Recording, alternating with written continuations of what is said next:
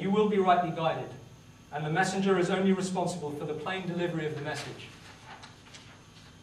In reference to the second belief that is held by extremist Muslims, that those judged as apostates deserve execution, it is important to note that the very idea of apostasy is completely alien to Islam. In fact, there is not even a word for it in Arabic. The closest word that the language accommodates is irtada, and this is the word that the Holy Quran uses. It means to retrace one's steps back from where one came, but importantly, it has no transitive form. Thus, a person can recant, but no one else can judge him to be a recanter. The Holy Quran speaks of recantation in several verses. Chapter 4, verse 138 reads, "Those who believe, then disbelieve, then again believe, then disbelieve, and then increase in disbelief. Allah will never forgive them, nor will He guide them to the right way." This verse, like the other verses in the Quran on the topic, prescribes no punishment in this life for recantation, but only mentions God's punishment, which is manifested mainly in the hereafter. Moreover, if death for recantation was a part of the teachings of the Holy Quran, as extremist ideology holds out, it would be impossible for a person to change his beliefs as many times as this verse details. In any case, the very first Quranic verse that I quoted to you on the subject of compulsion completely does away with any notion of punishment for recantation. If there is no compulsion in religion, it is clear that Islam considers people free to believe what they like. The third belief held by extremist Muslims, that governments, even those of Muslim states, are to be overthrown if they do not share and support the extremist ideologies, is also addressed by the Holy Quran. Chapter 4, verse 60 of the Holy Quran commands the believers, "O ye who believe, obey Allah and His Messenger, and those who are in authority among you." In addition to this, the Holy Prophet Muhammad is reported to have said, peace be upon him, "If a person experiences something unpleasant at the hands of a ruler, he should bear it with equanimity, for he who departs from obedience a hand's breadth dies in error." These commandments make it clear to all Muslims that obedience to their rulers is an article of their faith, and thus denies the third extremist belief that I have outlined. Having examined the verses of the Holy Quran with respect to the three main beliefs that extremists hold, I shall now proceed to do the same with regards to the behavior of the Holy Prophet Muhammad, peace be upon him, whose life and actions are the living manifestation of Quranic teachings, and thus the example which all Muslims are supposed to follow.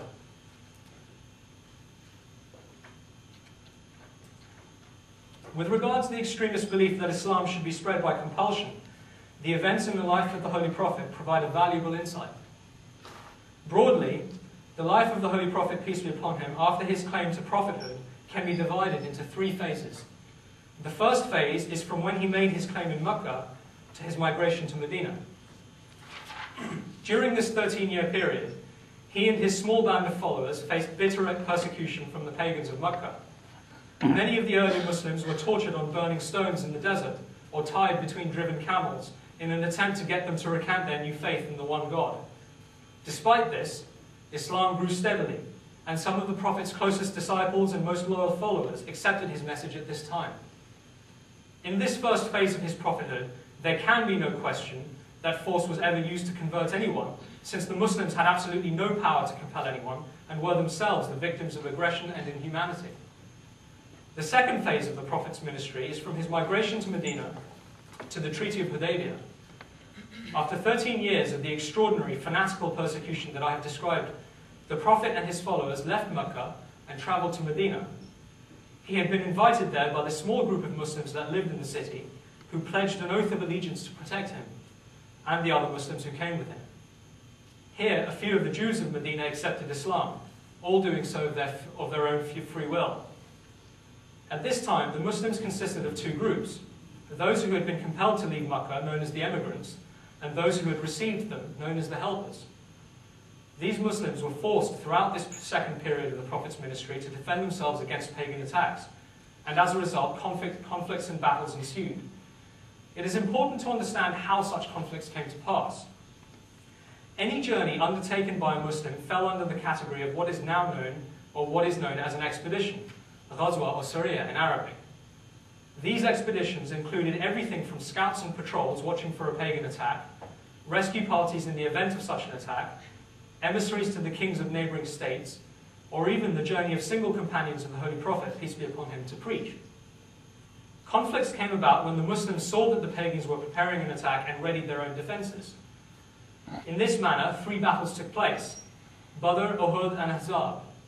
In one of these, the Muslims took over 100 prisoners of war, but all of them were freed, without ransom, and none were forced to convert to Islam.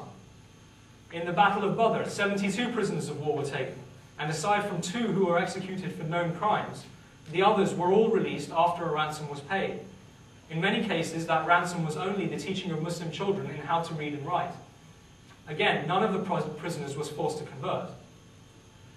The third and final period in the Prophet's ministry began with the Treaty of Hudaybiyah and ended with the surrender of Makkah. 22 expeditions were made during this period, and only 3 conflicts resulted in the taking of prisoners of war. Again, in all 3 cases, there is no record of anyone being forced to convert to Islam. Rather, these prisoners were allowed to return to paganism. The actions of the Holy Prophet at the end of this period, when Makkah fell to the Muslims, proves that Islam was never spread by the use of compulsion, as extremist Muslims would have us believe. After 21 years of savagely torturing and persecuting the Muslims, the pagans of Makkah were finally defeated and hostilities came to an end. At that time, revenge was certainly on the mind of some of the Muslims.